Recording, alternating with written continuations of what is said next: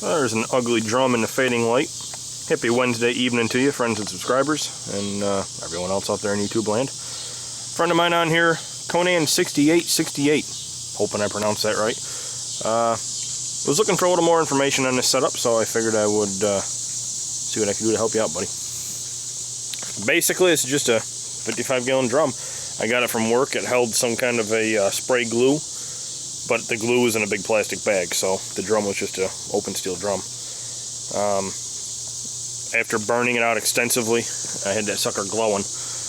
I added 4 air inlets down at the bottom, and they're about 1.5 inches off the bottom to keep any ash that might happen to fall down there from choking them off. 2 of the inlets have caps on them, and the other 2 have ball valves for fine tuning. And basically, to cook at 250, I've got one of the caps off and one ball valve open maybe halfway or so, and it'll hold 250 like nobody's business. For the thermometer, I've got just a long probe, cheap thermometer from Walmart. It was within 5 degrees when I tested it in water, so I was happy with that. Holding it on the drum, I used I believe that was a 3/16 compression fitting, and I had to open it up just a little bit, just big enough to fit the probe and thermometer in there, and it sealed up pretty well actually. Up on the lid, we've got some exhaust holes drilled in it, all the way around, and a handle added, of course. And on the inside, got a little hook, so when I take the lid off, I can hang it. Keeps it out of the way. The grate itself is a 22.5-inch Weber kettle replacement grate. Got that at Lowe's, and that rides on 4 bolts. I use stainless steel carriage bolts to hold that all in. There's the inside of the drum. Now, what we're firing with is over here. I've got an ash pan, which this is a 18-inch flat top grill I got at Dollar General. I paid, I think, $4 for it, and I use a hole saw and put some holes in it for airflow. 4 of those holes will match up with the incoming air pipes in the bottom of the drum, and that makes cleaning it out a whole lot easier because, I mean, like any smoker, you know, they get to be a mess. And I've got my charcoal basket, or my fire basket, and I made this out of expanded metal and another an 18-inch grill grate, but this is off of like a little cheap kettle grill from Walmart, I think, if I remember correctly. And on that, I've got some feet welded to keep it up out of the ash. So basically, you fill this sucker up with charcoal. I set a coffee can that I've hollowed out down in the middle. Matter of fact, I can set it in there right now and show you. I set that coffee can in there just exactly like that, and I load it up with a mix of Kingsford and some just hardwood lump, and then whatever wood I want to use, usually either hickory or red oak.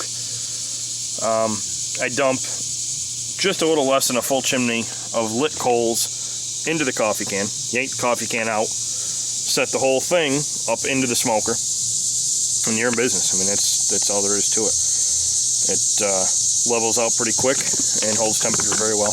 Great thing about them is when you're done cooking, you shut the air off, shut off the valve, put the cap back on, and it'll choke the fire right out. So you get to reuse what didn't burn, which makes it even, you know, that much more economical.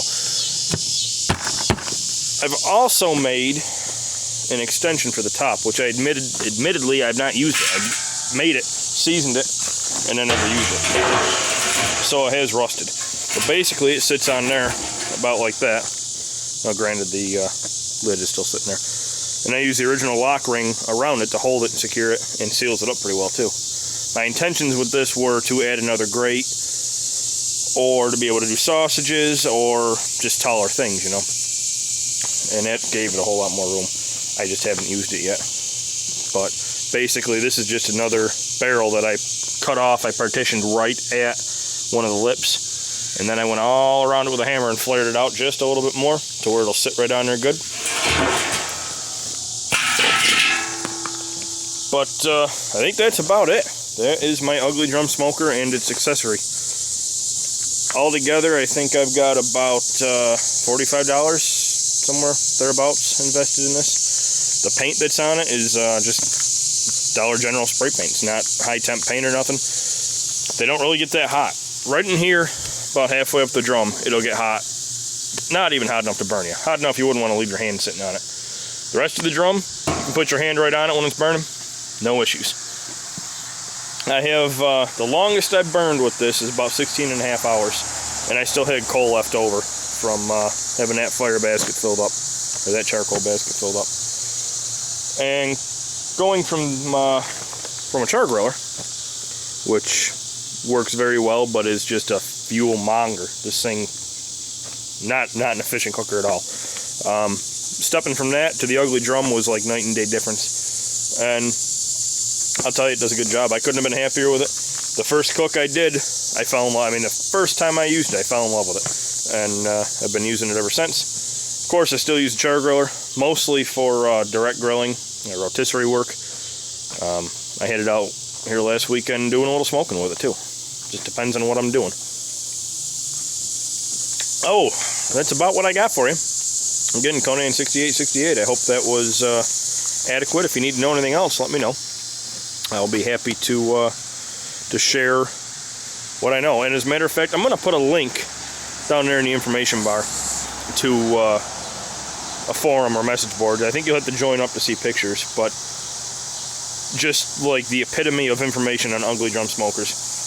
People that have done everything from just basic ones like this, which work the best, to big extravagant ones that got doors on the side. And I mean, time and time again, the basic ones are the ones that work the best. So that's what I made. This turned out a lot longer than I wanted it to. I apologize for that. If you stayed through it and watched it, thank you very much. As always, I appreciate it. You guys have a good night.